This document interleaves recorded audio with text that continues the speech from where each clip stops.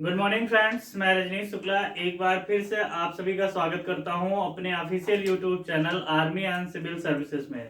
दोस्तों, मैंने अपने वादे के अकॉर्डिंग मैंने आपसे कहा था कि आपको पूरी सीरीज जो है वो इंग्लिश की, हिंदी की, साइंस की, जीएस की, मैथ्स की, रीजनिंग की एक्सेट्रा आज सभी चीज़ों की एक सीक्वेंस में मिलेगी। तो उसी सीक्वेंस में ये जो आज का हमारा वीडियो होने वाला है वो इंग्लिश के ऊपर होने वाला है और टॉपिक जो होगा वो पैसिव वॉइस के ऊपर होगा। और इस पूरे वीडियो में आपको पैसिव वॉइस शुरू से लेकर के लास्ट तक आपको हर एक चीज बताई जाएगी और ये वीडियो देखने के बाद आपको कभी भी जीवन में पैसिव वॉइस फिर दोबारा पढ़ने की आवश्यकता नहीं होगी। दोस्तों, आज का ये वीडियो बहुत ही इंपॉर्टेंट होने वाला है, शुरू से लेकर के लास्ट तक जरूर देखें। अगर फिर भी कोई दिक्कत रहती है तो आप हमें कमेंट जरूर करें। तो शुरू करते हैं आज का अपना वीडियो। दोस्तों, जो आज का हमारा टॉपिक है वो वॉइस के ऊपर टॉपिक होने वाला है। आप जानते हैं कि किसी भी एग्जाम में, कोई भी कॉम्पिटिटिव एग्जाम जिसमें इंग्लिश आती है, पैसिव वॉइस 101% डैम श्योर है कि उसमें पैसिव वॉइस आनी ही आनी है।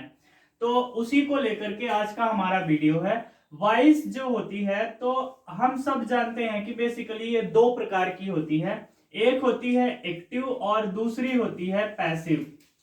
दूसरी जो होती है वो होती है पैसिव होती है। शार्ट में हम पैसिव के लिए बार बार पीवी शब्द यूज करेंगे और एक्टिव के लिए हम एसी वर्ड यूज करेंगे, आपको कंफ्यूज नहीं होना है। अब ये समझिए कि जो कॉम्पिटिटिव एग्जाम में क्वेश्चन पूछे जाते हैं वो क्वेश्चन किस तरह से पूछे जाते हैं और उन क्वेश्चन को सॉल्व करने के लिए क्या ट्रिक्स होनी चाहिए वो भी समझना है। एग्जाम में क्या होता है कि कभी कभी एक्टिव दे दिया जाता है, आपको आंसर पैसिव में देना होता है, और कभी कभी क्या होता है पैसिव में क्वेश्चन पूछा जाता है, आंसर आपको इसमें देना होता है। तो अगर आपका कॉन्सेप्ट एक्टिव को पैसिव बदलने में, या कि ये कह दीजिए पैसिव को एक्टिव बदलने में, दो में से किसी एक में क्लियर है तो दूसरी चीज पहली की अपोजिट होगी। इस चीज को ध्यान रखना है। तो हम जो देखेंगे वो एक्टिव को पैसिव में बदलना देखेंगे। अब सवाल ये पैदा होता है कि सर एक्टिव क्या होता है।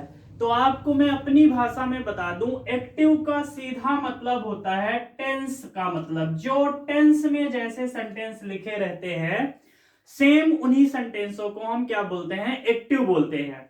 हालांकि ग्रामर के हिसाब से देखा जाए तो एक्टिव का मतलब ये होता है जिसमें हम सब्जेक्ट को ज्यादा महत्व देते हैं, सब्जेक्ट की इंपॉर्टेंस ज्यादा रहती है, उन सेंटेंस को हम क्या बोलते हैं, एक्टिव बोलते हैं। जिसमें सब्जेक्ट की इंपॉर्टेंस ज्यादा हो वो क्या कहलाता है, एक्टिव। ये तो इसकी डेफिनेशन कहला गई, लेकिन अगर अपने को अपनी भाषा में समझना है तो सीधा आपको ये समझना है कि जो टेंस के सेंटेंसेस होते हैं सेम सेंटेंसों को हम क्या बोलते हैं, एक्टिव बोलते हैं। और अब आते हैं पैसिव में। पैसिव में अपन क्या करते हैं कि पैसिव में सब्जेक्ट को निग्लेक्ट कर देते हैं, ऑब्जेक्ट को हाईलाइट कर देते हैं, मतलब ऑब्जेक्ट को हम ज्यादा महत्व देते हैं। तो पैसिव में आपको ध्यान रखना है किसकी इंपॉर्टेंस होगी, ऑब्जेक्ट की इंपॉर्टेंस होगी, ठीक है ना। तो ये दोनों चीजें आपको क्लियर हो गई होंगी कि एक्टिव में हम सब्जेक्ट को ज्यादा इंपॉर्टेंस देते हैं जबकि पैसिव में हम ऑब्जेक्ट को इंपॉर्टेंस देते हैं। अब हम देखेंगे कि एक्टिव को पैसिव में बदलते कैसे हैं। पूरा जो वीडियो होगा वो ट्रिक बेस्ड होगा, आपको परेशान होने की आवश्यकता नहीं है कि मेरे से टेंस नहीं आता या कि और कुछ नहीं आता, वो सब चीज समझने की जरूरत नहीं है आपको। तो देखते हैं क्या नियम होते हैं और कैसे अपन बदलते हैं। तो एक्टिव को पैसिव में बदलने के लिए होता क्या है कि कुछ कॉमन रूल्स को जहन में रखना होता है और वो रूल्स हर जगह लागू होते हैं, हर किसी भी पार्ट में वो लागू होते हैं। पहला रूल क्या होता है, यहां पहले अपन देख लेते हैं, how to change active into PV. PV मतलब पैसिव वॉइस, ठीक है। पीवी मतलब क्या होता है, पैसिव वॉइस। तो ये देखना है। अब इसके क्या कुछ कॉमन रूल्स होते हैं, उन्हीं रूल्स को हम समझेंगे। पहली सबसे इंपॉर्टेंट चीज जो है दोस्तों वो ये होती है, ध्यान से समझना है, एक बार में ना समझ में आएगा तो वीडियो जरूर रिवर्स कर लेना, और जो मैं रूल्स लिखने जा रहा हूं उनको आप क्या करेंगे कि स्क्रीनशॉट ले लेंगे या रफ में लिख लेंगे। सबसे पहला इंपॉर्टेंट चीज ये देखते हैं अपन कि सब्जेक्ट को क्या करते हैं, सब्जेक्ट को ऑब्जेक्ट में, अथवा इसी चीज को इस तरह भी कह सकते हो, अथवा ऑब्जेक्ट को सब्जेक्ट के स्थान पे लिखना होता है, ऑब्जेक्ट को सब्जेक्ट के स्थान पर लिखना होता है। ये आपको पहली इंपॉर्टेंट चीज देखना है, और ये नियम हर जगह लागू होगा। किसी भी टेंस की पढ़ो, किसी भी मॉडल की पढ़ो, किसी भी इंपेरेटिव सेंटेंस की पढ़ो, ये रूल हर जगह लागू होने वाला है, स्थान पर लिख देते हैं।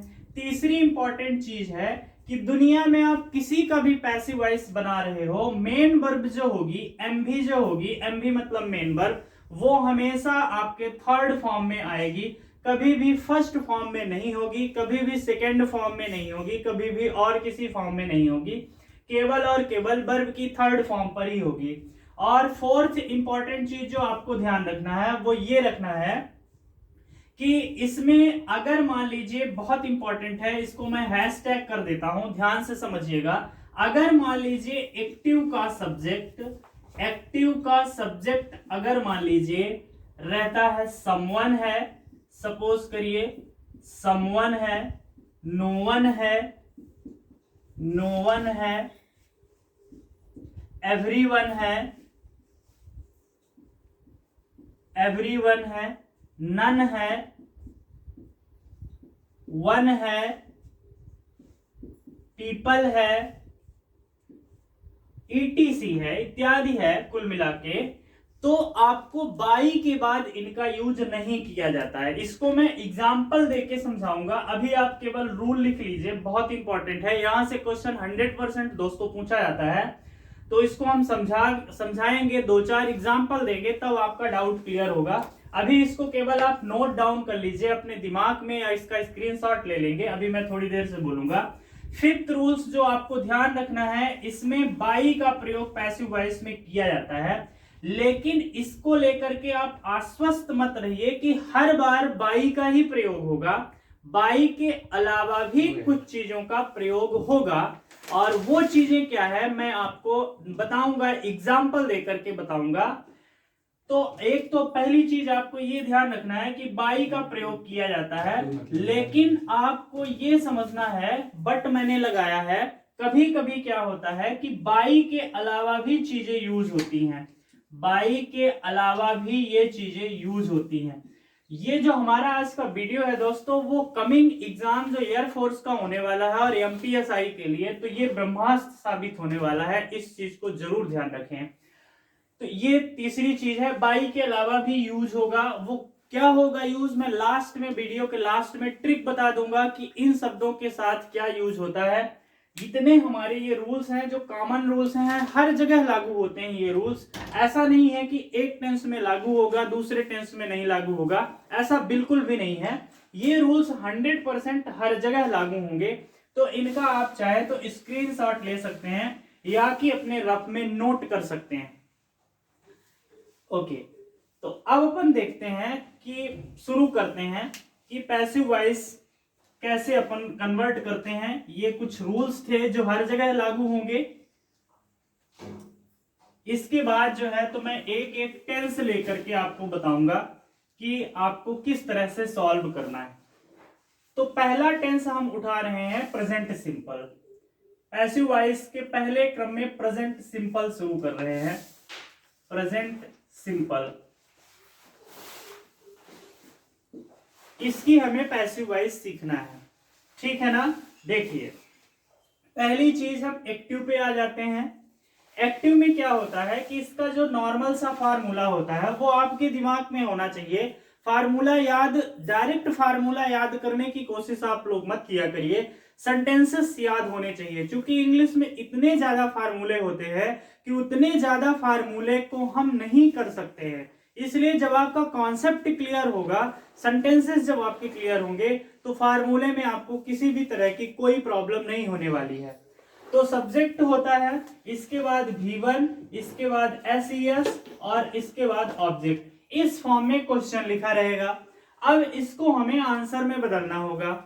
तो ये मैंने आपको शुरू में बताया था कि सब्जेक्ट के स्थान पे ऑब्जेक्ट को लिख देना है और ऑब्जेक्ट के स्थान पे सब्जेक्ट को लिख देना है, तो यहां पास आ जाएगा ऑब्जेक्ट। इसके बाद जो है इंग्लिश में जब पैसिव वॉइस करते हैं अपन तो सहायक क्रिया हमेशा एक टेंस आगे की लगती है, ये ध्यान रखिए। तो ये इंडिफिनिट है तो यहाँ पास जो हेल्पिंग वर्ब लगेगी वो कॉन्टिन्यूअस की लगेगी, मतलब इज एम आर लगने वाली है। तीसरी चीज मैंने बताया था कि जो मेन वर्ब होगी वो हमेशा पैसिव वॉइस में थर्ड फॉर्म ही लगेगी। इसके बाद मैंने बताया था कि बाई का प्रयोग करना है, फिर इसके बाद मैंने बताया था सब्जेक्ट का प्रयोग करना है। ये आपका फार्मूला है, ये आपका रोड मैप है दोस्तों, इसी रोड से आपको चलना है। अगर इस रोड से आप बाहर गए तो समझ जाओ कि एक्सीडेंट हो जाएगा, कुल मिला के आपका जो आंसर है वो गलत हो जाएगा। अब एग्जाम्पल देखिए इन्हीं दोनों को हम समझाते हैं। जैसे मान लीजिए लिखा हुआ है क्वेश्चन, अभी मैं सिंपल क्वेश्चंस ले रहा हूं, फिर बाद में आपको टफ क्वेश्चन भी करके दूंगा। जैसे मान लीजिए लिखा हुआ है सी लव्स मी, सी लव्स मी। अब इसका ये एक्टिव में लिखा हुआ है, आपको तुरंत सेंटेंस को पहले पहचानना है। इस फॉर्म में लिखा हुआ है, देखिए अब आपका आंसर इस फॉर्म में होगा तो कैसे होगा। सबसे पहले आप ऑब्जेक्ट को सब्जेक्ट के स्थान पे और सब्जेक्ट को ऑब्जेक्ट के स्थान पे करिए। तो ऑब्जेक्ट मी इधर से इधर आएगा तो क्या हो जाएगा, आई हो जाएगा। देखिए जब आई इधर से उधर जाता है तो मी हो जाएगा, मी इधर से इधर आता है तो आई हो जाता है। अगर मान लीजिए सी है, इधर से इधर ये जाती है तो हर हो जाता है, हर इधर से इधर आएगा तो सी हो जाएगा। इसी तरह से दे है, दे अगर इधर से इधर जा रहा है तो देम हो जाएगा, और देम अगर इधर से इधर आ रहा तो दे हो जाएगा। इसी तरह से ही अगर इधर से इधर जा रहा तो हिम हो जाएगा, और हिम इधर से इधर आ रहा तो ही हो जाएगा। ये चीज आपको पता होना चाहिए, हमने नरेशन में भी इस चीज का जिक्र किया था और उस समय भी बताया था कि ये बहुत इंपॉर्टेंट चीज है, ये आपसे बनना ही चाहिए। अगर ये चीज नहीं आती तो फिर प्रॉब्लम होगी। तो मी इधर से इधर आया तो क्या हो जाएगा, आई हो जाएगा। अब मैंने कहा था कि एक टेंस आगे हेल्पिंग वर्ब लगेगी, ये इज एम आर लगेगी, तो हम जानते हैं आई के साथ क्या लगेगा, एम लगेगा, तो आई एम हो जाएगा। फिर मैंने कहा कि वर्ब की थर्ड फॉर्म लगेगी, तो लव का जो थर्ड फॉर्म होगा वो लव्ड होगा। इसको लवेड ना पढ़ें, बहुत सारे लोग पढ़ते हैं, तो ध्यान रखें। यहां पास फिर ये बाई हो जाएगा, ये बाई सेम आ गया, और फिर सब्जेक्ट सी इधर से इधर जाएगी तो क्या हो जाएगा, हर। तो ये आंसर हो गया आई एम लव्ड बाय हर, ये आपका पैसिव हो गया, ये पीवी हो गया। इस तरह से आपको कन्वर्ट करना होता है एक्टिव को पैसिव में। अब देखते हैं कि ये तो एकदम नॉर्मल तरीका हो गया, सबसे सिंपलेस्ट फॉर्म हो गया। अब देखते हैं कि कॉम्पिटिटिव एग्जाम में क्वेश्चन कैसे पूछे जाते हैं। दोस्तों कॉम्पिटिटिव एग्जाम्स में ऐसा नहीं कि एकदम नॉर्मल क्वेश्चन पूछे जाते हैं, नॉर्मल क्वेश्चन ऑफकोर्स पूछे जाते हैं, लेकिन ऐसा जरूरी नहीं है। क्वेश्चन की थोड़ा सा वैरायटी पूछी जाती है। कुल मिलाकर के थोड़ा सा एग्जाम का जो लेवल है वो हाई हो गया, इसलिए जितने भी प्रतियोगी परीक्षार्थी हैं उनको भी अपना लेवल बढ़ाना होगा। वो पुराना वही ढर्रे पे अगर आप चल रहे हैं तो फिर आपके लिए प्रॉब्लम होगी। ऐसा नहीं कि आप देश की कैपिटल रिमेंबर कर लो, हर देश के नेशनल गेम्स रिमेंबर कर लो, और छोटी छोटी चीजें तो आपके एग्जाम निकल जाएंगे। आज से 5 साल 6 साल पहले होता था, लेकिन आज के दौर पे ऐसा बिल्कुल भी नहीं हो रहा है। तो हम देखते हैं कि इनसे क्वेश्चन पूछे कितने तरह के जाते हैं और किस किस स्तर के क्वेश्चन आते हैं, आपको कैसे कर लेना है, बस इतनी ही चीज के माध्यम से, एक्स्ट्रा आपको करने की जरूरत नहीं है। तो इसमें जो क्वेश्चन पूछे जाते हैं किसी भी पैसिव वॉइस में, ऐसा नहीं कि हम इंडिफिनिट बस लिए हैं तो आपको इंडिफिनिट बस में ध्यान रखना है। ये जो हमारे रूल्स हैं वो यूनिवर्सल है, मतलब हर जगह लागू होंगे, ठीक है ना। तो हम इस बार एग्जाम्पल केवल प्रेजेंट सिंपल का देंगे, बाकी जो हम क्वेश्चन की वैरायटी बताएंगे वो क्वेश्चन की वैरायटी हर जगह लागू होगी। तो इसमें जो क्वेश्चन पूछे जाते हैं पैसिव वॉइस में, वो एक ही टेंस से 5 तरह के क्वेश्चन दोस्तों बनते हैं। और जो स्टूडेंट्स या जो प्रतियोगी परीक्षार्थी क्या करते हैं कि सिंपल फॉर्म केवल लर्न करके चले जाते हैं या सरल चीजों को सीख लेते हैं और फिर उतना पढ़ के एग्जाम में जाते हैं, उनके लिए प्रॉब्लम होती है।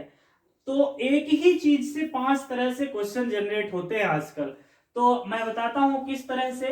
पहले तो एकदम सिंपल क्वेश्चन जनरेट होते हैं, ठीक है, जैसा कि मैंने आपको अभी एग्जांपल देके बताया। क्वेश्चन का जो टाइप होगा एकदम सिंपल होगा। दूसरा क्या होता है, दूसरा जो क्वेश्चन होता है वो टू ऑब्जेक्ट्स होते हैं, एक ही सेंटेंस में दो ऑब्जेक्ट्स दे देते हैं, एक वैरायटी ये हो जाती है। नेक्स्ट वैरायटी जो होती है इसमें ये पूछा जाता है कि सब्जेक्ट जब नहीं लगाया जाता, मतलब जब सब्जेक्ट एक्टिव से पैसिव में जाएगा ना तो ऑब्जेक्ट हो जाएगा। जब ये subject is not used, subject is not used, ये आपको ध्यान रखना है। क्वेश्चन की वैरायटी ये हो गई। नेक्स्ट क्वेश्चन की जो वैरायटी हो जाती है वो ये हो जाती है कि बाई का यूज जब नहीं होता, by is not used, by is not used, ये आपको ध्यान रखना है। फिर नेक्स्ट वैरायटी जो क्वेश्चन की होती है वो होती है कि when subject is not obvious, when sorry object is not obvious, object is not obvious, ये आप क्लियर आप समझ सकते हैं, ओबियस है आप समझ जाएंगे। इतने तरह के क्वेश्चंस पूछे जाते हैं, एक ही टेंस है, एक ही सेंटेंस है और इतने तरह से क्वेश्चन पूछे जाते हैं, तो इन्हीं को हम बताएंगे कि आपको कैसे सॉल्व करना है। सिंपल तो एकदम आपसे आता ही है, सिंपल में कोई इशू नहीं है, फिर भी हम 2-3 एग्जांपल देके आपको बता रहे हैं। जैसे मान लीजिए क्वेश्चन दिया हुआ है आई डू इट, किसी भी तरह का पैसिव वॉइस में क्वेश्चन है, आप घबराए नहीं। सबसे इंपॉर्टेंट चीज तो ये है, मेन सफलता का राज दोस्तों यही होता है कि आप कितने इंटेलिजेंट हो ये उतना जरूरी नहीं होता, आप कितने स्थिर हो, आप कितने प्रज्ञावान हो, ये बहुत इंपॉर्टेंट होता है। तो घबराए नहीं, क्वेश्चन देख के, छोटा क्वेश्चन है, आप इसको लेकर के परेशान मत होइए। देखिए इस तरह क्वेश्चन ज्यादा पूछे जाते हैं, तो इट को आप इधर ला लेंगे, इट हो जाएगा, इट के साथ क्या लग जाएगा, इज लग जाएगा, और डू का क्या हो जाएगा, थर्ड फॉर्म डन हो जाएगा। इसके बाद बाई का यूज होगा, इसके बाद आई इधर से इधर आएगा तो क्या हो जाएगा, मी हो जाएगा। एक चीज ये ध्यान रखिए, कुछ मैंने एग्जाम्स में देखा है, खास तौर से बैंक एग्जाम्स में मैंने देखा है कि डायरेक्ट क्वेश्चन जैसे मान लीजिए दे दिया गया आई डू, इसका पैसिव वॉइस क्या होगा। तो दोस्तों इसका पैसिव वॉइस नहीं हो सकता, कभी भी नहीं हो सकता। क्यों नहीं हो सकता, क्योंकि आपको ध्यान रखना है कि पैसिव वॉइस केवल और केवल ट्रांजिटिव वर्ब की होती है, ये बहुत ध्यान रखना है आपको। अगर मान लीजिए क्वेश्चन ये दे दिया गया तो स्टूडेंट इसी में परेशान रहते हैं, 4 ऑप्शन दिए रहते हैं उसी में परेशान रहते हैं, जबकि उसका आंसर जो होगा क्या होगा, नन ऑफ दीज होगा। ठीक है ना, क्योंकि जो पैसिव वॉइस होती है वो ट्रांजिटिव वर्ब की बनती है, और ट्रांजिटिव वर्ब क्या होती है, ट्रांजिटिव वर्ब ऐसी वर्ब को कहते हैं जिसमें ऑब्जेक्ट 100% हो, मतलब ऑब्जेक्ट होगा ही होगा, सब्जेक्ट रहे या ना रहे इसकी कोई गारंटी नहीं है, तो ऑब्जेक्ट होना चाहिए। यहां पास आप देख रहे हो कि ऑब्जेक्ट है, इसलिए इसका पैसिव वॉइस बनेगा। दूसरा क्वेश्चन देख लेते हैं, सेम इसी तरह से जैसे दिया हुआ है ही डज हिज वर्क, ये देखना है ही डज हिज वर्क, तो हिज वर्क इधर आ जाएगा, हिज वर्क, हिज वर्क के साथ आप देख रहे हैं सिंगुलर है तो इज लगेगा, तो हिज वर्क इज, डज का क्या हो जाएगा, डन हो जाएगा, बाई लग जाएगा, और ही का क्या हो जाएगा, हिम हो जाएगा। तो ये सिंपल, अगर आपको दिखने में प्रॉब्लम है तो मैं इसको दोबारा से लिख देता हूं, ओके कोई इशू नहीं है। तो इसको हम दोबारा देख लेते हैं, फॉर एग्जाम्पल के लिए यहां पे लिख देता हूं। जैसे मान लीजिए मैंने दूसरा सेंटेंस ये दिखा कि ही डज हिज वर्क, हो सकता है कि आपको विजुअलिटी में प्रॉब्लम हो, तो देखते हैं हिज वर्क इधर आ जाएगा, ये हो जाएगा हिज वर्क सिंगुलर है, इज लगेगा, डज का थर्ड फॉर्म क्या हो जाएगा, डन हो जाएगा, फिर आप बाई लगा देंगे, ही उधर जाएगा तो क्या हो जाएगा, हिम हो जाएगा। ये एकदम सिंपल है, ठीक है, सिंपल मैंने समझाया है, उम्मीद करता हूं कि समझ में भी आ गया होगा। अब अपन देखते हैं दो ऑब्जेक्ट वाले क्वेश्चन, ये बहुत इंपॉर्टेंट है, इसको आपको बहुत आराम से समझना है कि इसको हम कैसे सॉल्व करते हैं अगर क्वेश्चन में दो ऑब्जेक्ट दिए हो तो। ठीक है, दो ऑब्जेक्ट अगर दिए हैं तो अपन कैसे सॉल्व करें। दो ऑब्जेक्ट का एग्जांपल पहले समझ लेते हैं, फिर इसके हम रूल्स के बारे में बता देते हैं। जैसे मान लीजिए लिखा है सी गिव्स मी अ पेन, यहां पास देखिए पेन भी एक ऑब्जेक्ट है, मी भी एक ऑब्जेक्ट है, दो ऑब्जेक्ट हैं। ऑब्जेक्ट भी बेसिकली दो तरह के होते हैं, एक होता है डायरेक्ट ऑब्जेक्ट और एक होता है इनडायरेक्ट ऑब्जेक्ट। डायरेक्ट ऑब्जेक्ट क्या होता है ये समझिए, इनडायरेक्ट ऑब्जेक्ट क्या होता है पहले ये समझिए। ऑब्जेक्ट मैंने कहा दो तरह के होते हैं, एक होते हैं डायरेक्ट ऑब्जेक्ट और एक होता है इनडायरेक्ट ऑब्जेक्ट। तो इनडायरेक्ट ऑब्जेक्ट जब किसी पर्सन का यूज किया गया, ध्यान रखिएगा, जब किसी पर्सन का यूज किया गया ऑब्जेक्ट के रूप में तो वो हमेशा इनडायरेक्ट ऑब्जेक्ट होता है, ठीक है। लेकिन अगर किसी वस्तु का, जैसे यहां पास देखिए ये वस्तु है ना, पेन वस्तु है, तो ये क्या होगी, डायरेक्ट ऑब्जेक्ट होगा। तो अगर किसी वस्तु का यूज किया जा रहा है ऑब्जेक्ट के रूप में तो वो डायरेक्ट ऑब्जेक्ट होता है। तो ये हो जाएगा आपका डायरेक्ट ऑब्जेक्ट और ये पर्सन क्या हो जाएगा, इनडायरेक्ट ऑब्जेक्ट हो जाएगा।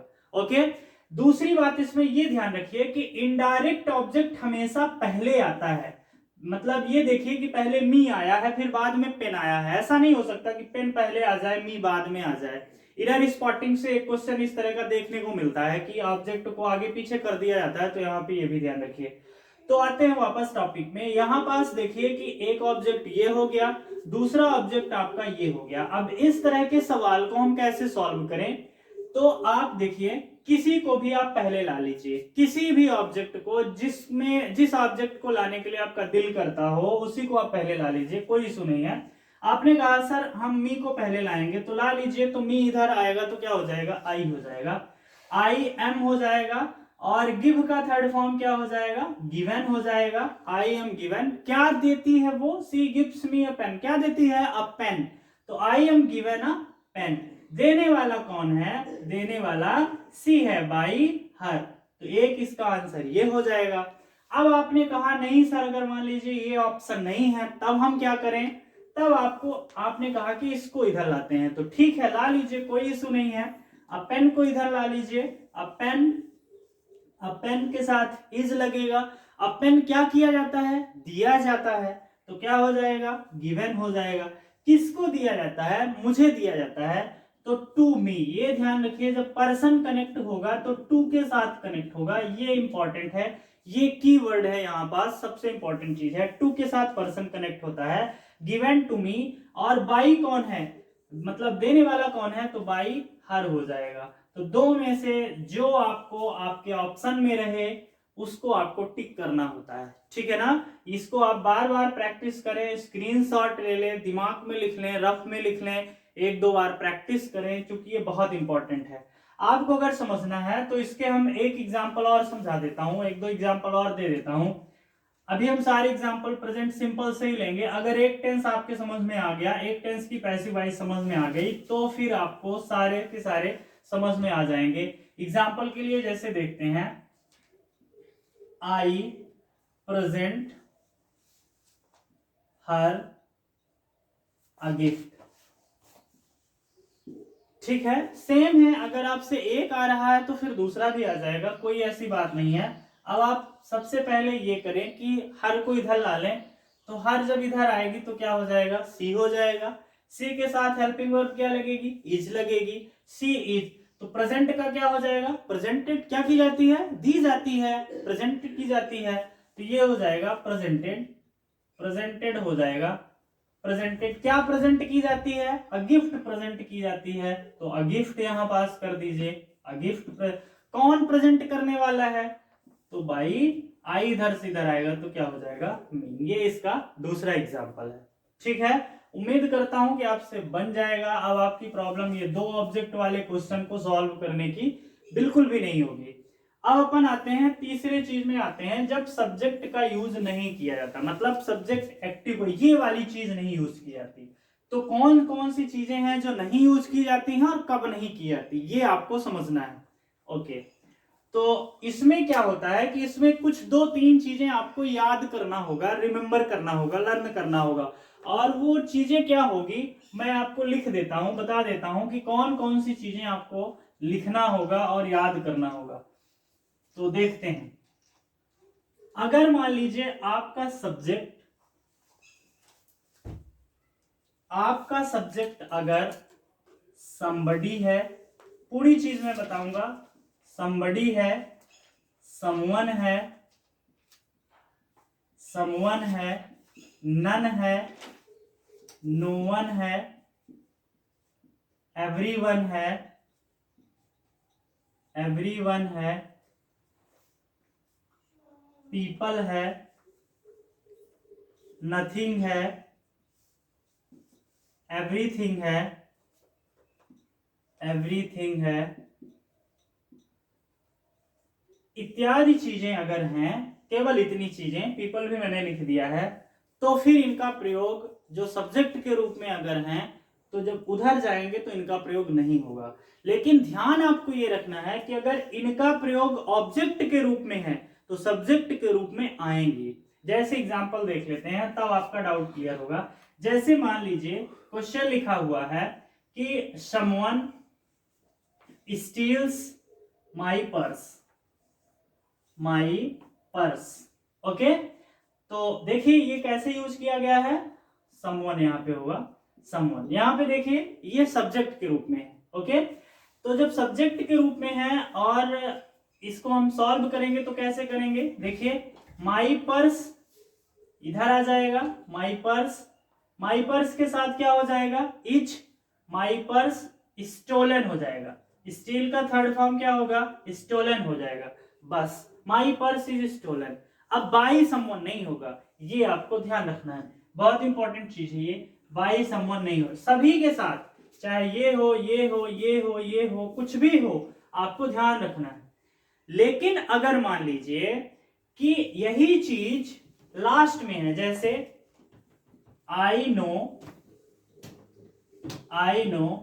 एवरी वन, सपोज करिए ये है, ये ऑब्जेक्ट के रूप में है ना, तो ये इधर से इधर आएगा, 100% आएगा, तो क्या हो जाएगा, everyone is known to me,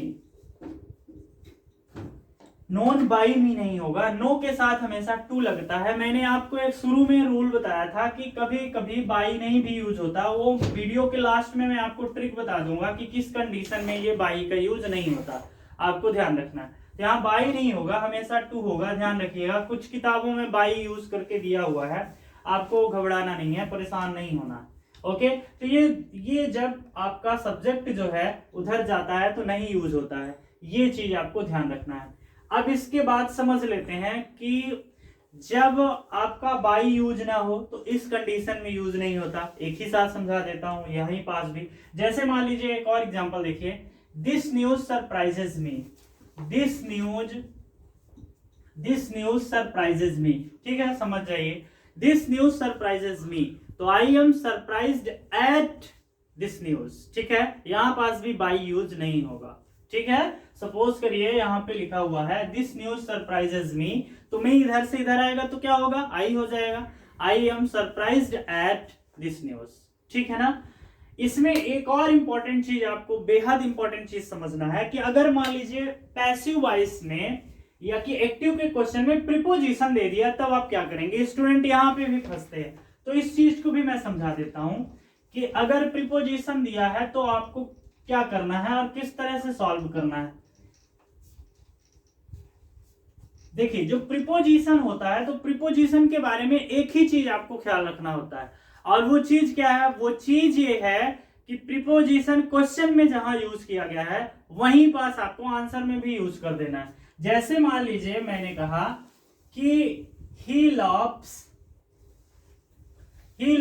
at me, okay, अब यहां पास ये प्रीपोजिशन यूज किया गया है, तो स्टूडेंट क्या करते हैं कि इसका पैसिव वॉइस इस तरह से बना देते हैं कि आई एम लाफ्ड बाई, यहां मैं थोड़ा सा स्पेस छोड़ देता हूं, बाई हिम। तो ये क्या करते हैं कि प्रीपोजिशन को गोल कर देते हैं, बिल्कुल नहीं करना है, आपका ये आंसर गलत है। देखिए यहाँ लाफ के बाद एट लगा हुआ है ना, वर्ब के बाद लगा हुआ है, तो आप भी वर्ब के बाद लगा दीजिए, लाफ्ड एट बाई हिम, ठीक है। तो इसको आपको ध्यान से करना है, जब प्रीपोजिशन रहे तो आप कैसे करेंगे, ये चीज आपको बहुत इंपॉर्टेंट और बहुत दिमाग में रखना है। एक दो बार जरूर प्रैक्टिस करिए, क्लियर हो जाएगा। अब इसके हम इंट्रोगेटिव और निगेटिव के बारे में भी बात कर लेते हैं। प्रेजेंट सिंपल का निगेटिव, प्रेजेंट सिंपल का निगेटिव, निगेटिव में क्या करना है और कैसे करना है ये समझिए।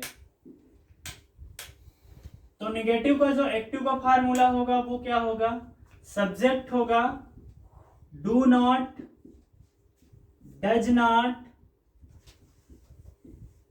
वर्ब की फर्स्ट फॉर्म ऑब्जेक्ट, ये निगेटिव का फार्मूला होगा। तो जब पैसिव वॉइस का बनाएंगे ना तो क्या करेंगे, डू नॉट डज नॉट के स्थान पे इज एम आर नॉट का यूज कर देंगे बस।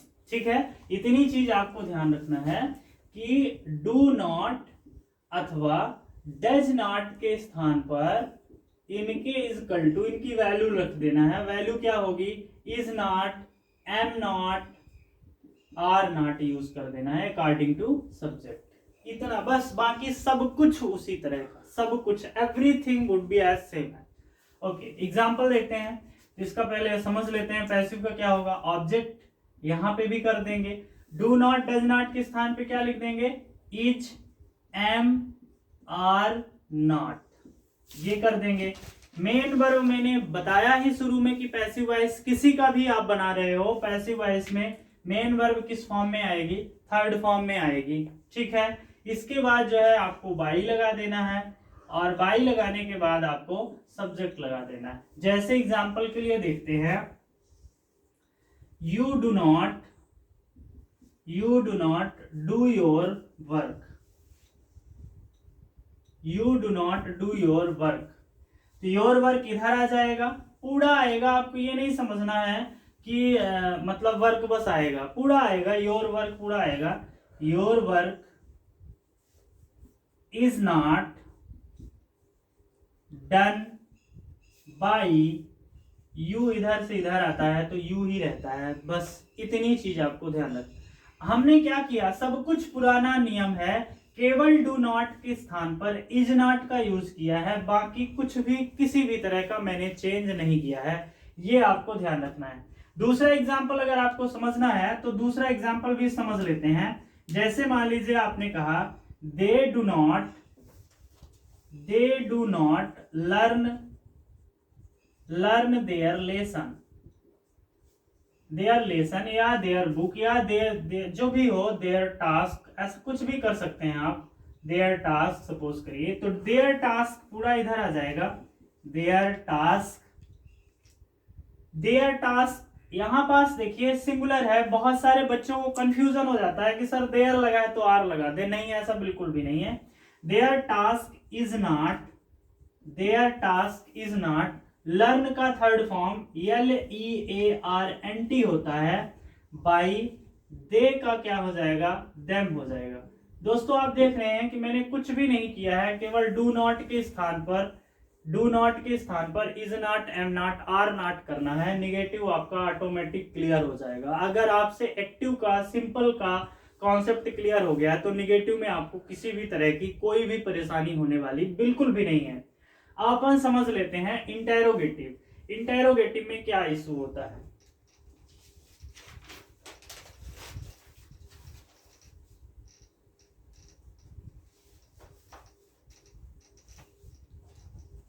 इंटेरोगेटिव में कुछ नहीं होता, बस आपको ये समझना है। देखिए इंटेरोगेटिव का जो एक्टिव का फार्मूला होगा, तो डू और डज जो है वो सबसे पहले आ जाएंगे, फिर सब्जेक्ट आ जाएगा, V1 आ जाएगा, ऑब्जेक्ट और क्वेश्चन मार्क आ जाएगा।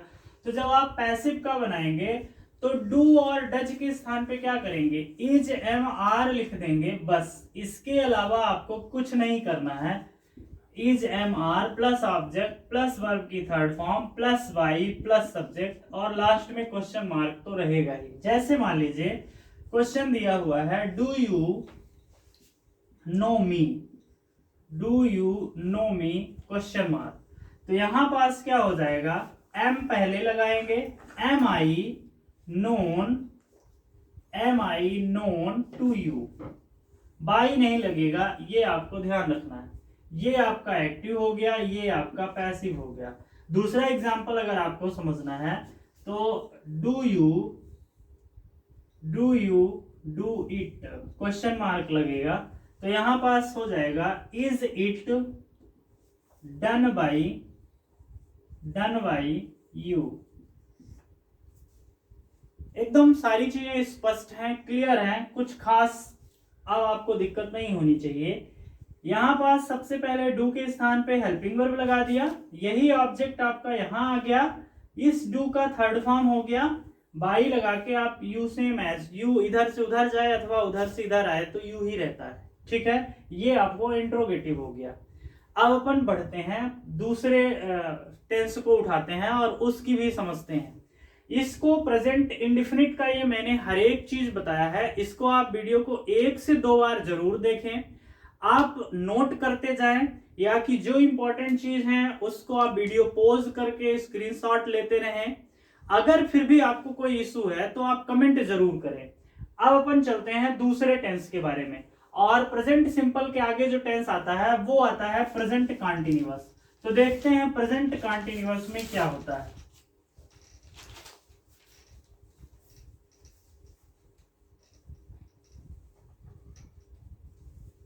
प्रेजेंट कंटीन्यूअस में, प्रेजेंट कंटीन्यूअस दोस्तों 2014 या 15 का सत्र था जब पहली बार एमपीएसआई का मतलब ऑनलाइन पेपर हुआ था। उसमें कॉन्टिन्यूअस से बैक टू बैक 3 क्वेश्चन पूछे गए थे। इनमें से एक क्वेश्चन पास्ट कॉन्टिन्यूअस से पूछा गया था और 2 प्रेजेंट कॉन्टिन्यूअस से पूछे गए थे। इसमें आपको कुछ भी नहीं करना होता। प्रेजेंट कॉन्टिन्यूअस में आपको केवल और केवल बीइंग लगा देना होता है, बस। एक चीज ये ध्यान रखना है, इज एम आर के साथ क्या लगाना होता है, बीइंग लगाना होता है। इज एम आर के साथ क्या लगाना होता है, बीइंग लगाना होता है। अगर पास्ट कंटीन्यूअस है, एक साथ में आपको समझा देता हूं, समझ में आ जाएगा, एकदम ट्रिकी। पास्ट कंटीन्यूअस भी देख लेते हैं। अगर पास्ट कंटीन्यूअस होगा ना तो आपको क्या करना है, वाज वर लगा देना है, बस। इसके अलावा कुछ भी चेंज नहीं करना है। प्रेजेंट कंटीन्यूअस है तो क्या लगा रहे हैं, is am are being. Past continuous है तो क्या लगा रहे हैं, was were being. Future continuous का बनता ही नहीं है, ठीक है। अच्छा, अगर मान लीजिए यही चीज निगेटिव है तो क्या हो जाएगा, निगेटिव है तो क्या हो जाएगा, इज एम आर के बाद, इज एम आर के बाद आपको नॉट लगा देना है, फिर बीइंग लगा देना है, बस। कुछ नहीं करना है। ध्यान रखिए कि अगर 2 हेल्पिंग वर्ब है तो पहली हेल्पिंग वर्ब के तुरंत बाद नॉट लगा देने से वो सेंटेंस नेगेटिव हो जाता है। ये नेगेटिव बनाने की ट्रिक है। अगर मान लीजिए पास्ट में यही चीज है तो पास्ट में भी वाज वर्ब के बाद आपको क्या लगा देना है, नॉट लगा देना है, फिर बीइंग कर देना है, बस। इतनी चीज आपको ध्यान रखना है। एक्टिव का फार्मूला देख लेते हैं दोनों का कैसे होगा। सब्जेक्ट लगाएंगे, हेल्पिंग वर्ब, हेल्पिंग वर्ब यहां पास अगर प्रेजेंट कंटीन्यूअस है तो इज एम आर रहेगी, पास्ट कंटीन्यूअस है तो क्या रहेगी, वाज वर रहेगी। तो हेल्पिंग वर्ब मैं लिख भी देता हूं, इज एम आर, और इसके नीचे मैं लिख देता हूं वाज वर। तो आप समझ जाएंगे कि अगर पास्ट कंटीन्यूअस है तो वाज वर रहेगी, प्रेजेंट कंटीन्यूअस है तो इज एम आर रहेगी। मेन वर्ब दोनों में आईएनजी फॉर्म में रहेगी। इसी को वर्ब की चौथी अवस्था भी कहते हैं अथवा इसी को वर्ब की आईएनजी फॉर्म भी कहते हैं। मैंने दोनों चीज लिख दिया। इसके बाद ऑब्जेक्ट रहेगा, ठीक है। ये आपका नॉर्मल सा फार्मूला हो गया। अब पैसिव में देख लेते हैं। ऑब्जेक्ट पहले करेंगे, इसके बाद is am are plus being करेंगे। अगर पास्ट कंटीन्यूअस है तो इज एम आर के स्थान पे क्या लगा देंगे, वाज वर लगा देंगे। मेन वर्ब मैंने बताया था कि थर्ड फॉर्म में करना है तो V3 लगा देंगे। इसके बाद जो है तो आपको बाई लगा देना है, इसके बाद आपको सब्जेक्ट कर देना है, बस। एग्जाम्पल देख लेते हैं। जैसे मान लीजिए लिखा है he is playing cricket, he is playing cricket. तो क्रिकेट हो जाएगा इधर, cricket is being played by him. बस इतनी चीज आपको ध्यान रखना है, cricket is being played by him. अब इसके कुछ टफ क्वेश्चन देख लेते हैं। मैंने बताया था कुछ आपको टफ क्वेश्चन आपसे पूछना है, तो देख लेते हैं कैसे आपको टफ क्वेश्चन करने हैं, पास्ट में भी और प्रेजेंट में भी। तो पहला क्वेश्चन हम उठाते हैं। ये पूछा गया क्वेश्चन है, ध्यान रखिए। क्वेश्चन था कि people are celebrating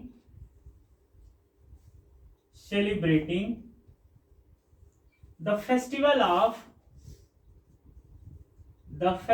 of Diwali.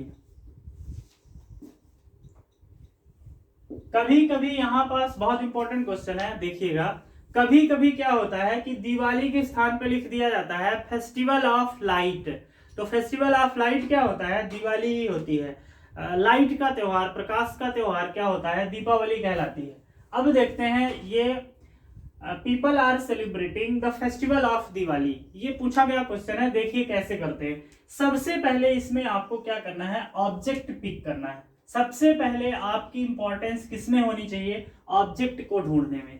अगर आप ऑब्जेक्ट ढूंढ लिए तो आंसर आपके दिमाग में आ गया। अगर आपको ऑब्जेक्ट नहीं मिला तब प्रॉब्लम होगी। लोग क्या करते हैं कि ऑब्जेक्ट को लेके परेशान हो जाते हैं। तो देखो, ऑब्जेक्ट को ढूंढने के लिए मैं आपको एक सरल सा तरीका बताता हूं।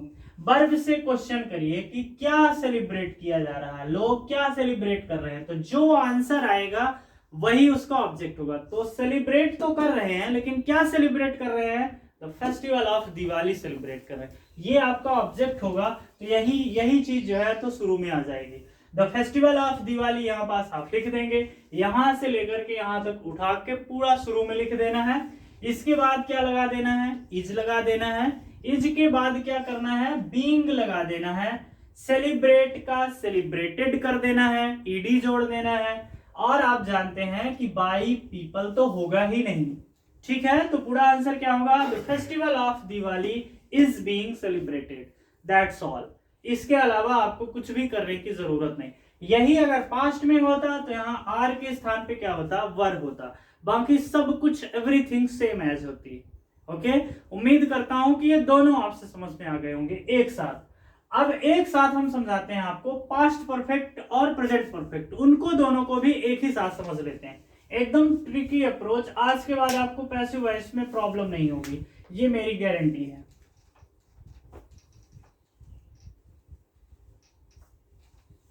देखिए, पास्ट और प्रेजेंट परफेक्ट देख लेते हैं, और फ्यूचर परफेक्ट, तीनों को एक साथ समझना है।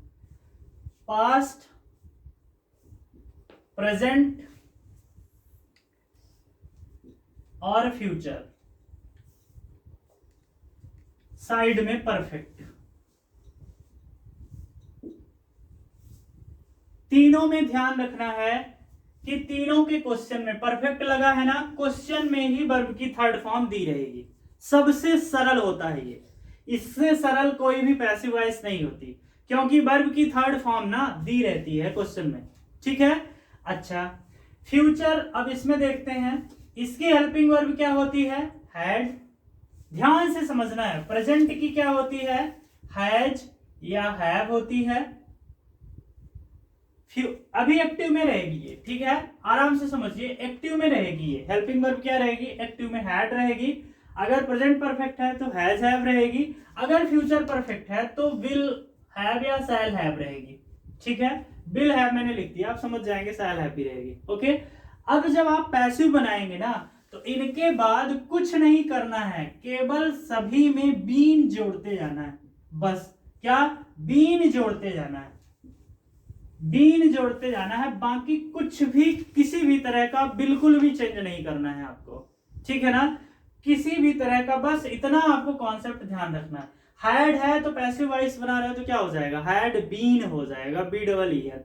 हैज हैव है तो क्या हो जाएगा? बीन हो जाएगा। विल हैव शैल हैव है तो क्या हो जाएगा? बीन हो जाएगा। इसमें फार्मूला भी लगाने की आपको बिल्कुल आवश्यकता नहीं है, डायरेक्ट क्वेश्चन कर लेते हैं। अगर आपको निगेटिव बनाना है तो मैंने बताया ना कि दो चीज रहती है, तो दो के बीच में नॉट लगा दो। जैसे हैड बीन है ना, निगेटिव लगाना है तो क्या है? हैड नॉट बीन हो जाएगा। क्या हो जाएगा? हैड नॉट बीन हो जाएगा। हैज हैव बीन है ना तो क्या हो जाएगा? हैज नॉट बीन हो जाएगा। हैव नॉट बीन हो जाएगा। विल नॉट हैव बीन हो जाएगा। बस इतनी चीज करना है आपको, तो बिना फार्मूले के भी आपसे बन जाएगा। मैं इसकी प्रैक्टिस करा देता हूं तीनों की अभी अभी।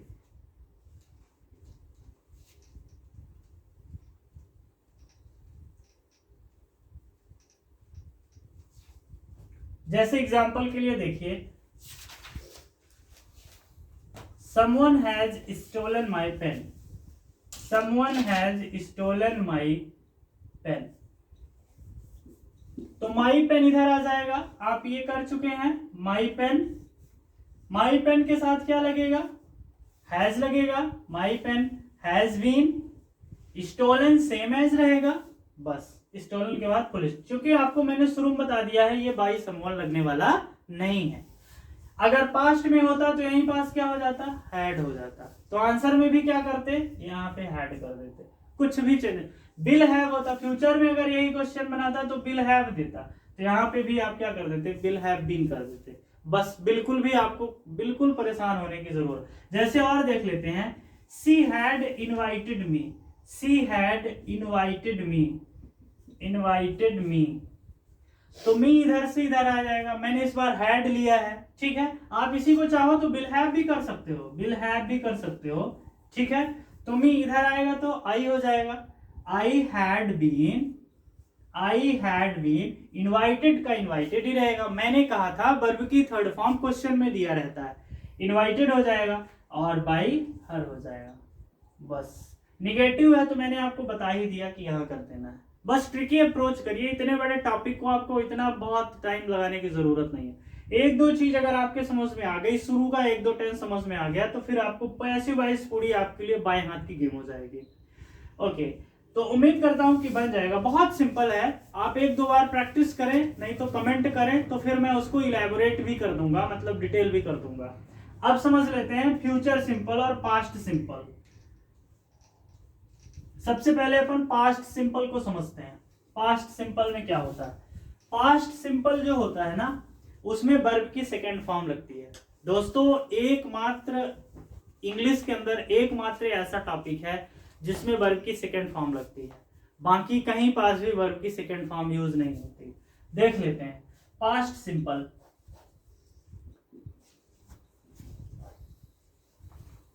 पास्ट सिंपल देखिए, पास्ट सिंपल में क्या होता है, subject plus V2 plus object होता है, ठीक है। बस ये एक्टिव का फार्मूला होता है।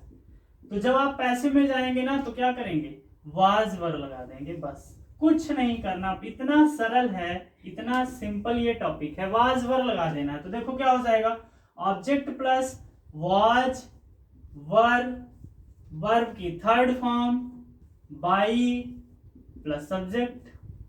एग्जाम्पल के लिए देखें, दे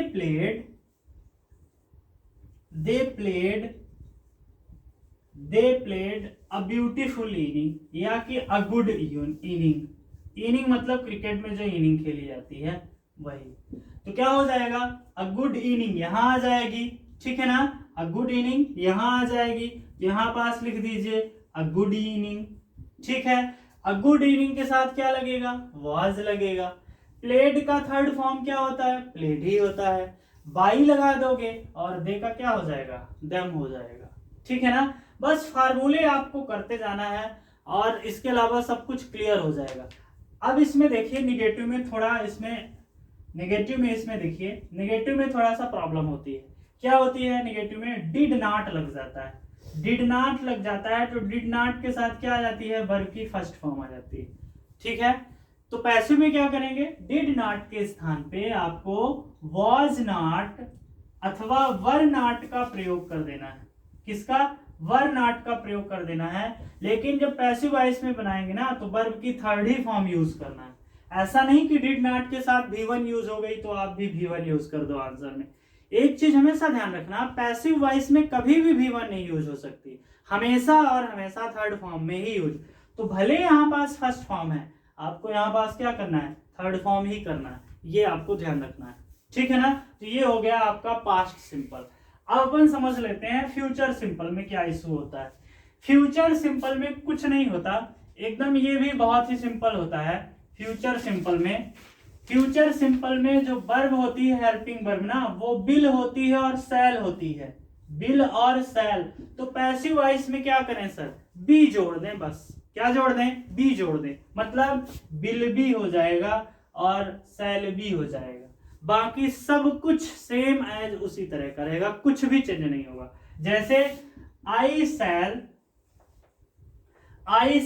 by a pen, I shall buy a pen, तो क्या हो जाएगा, अ पेन इधर ला लो, अ पेन अब पेन के साथ लगेगा बिल, मैंने कहा था बी जोड़ दो बस, तो बिल भी हो जाएगा। क्या हो जाएगा? बिल भी। अब पेन बिल भी, बाई का थर्ड फॉर्म बॉट, बॉट हो जाएगा। बाई लगा दें और आई इधर से इधर आएगा तो क्या हो जाएगा? मी हो जाएगा।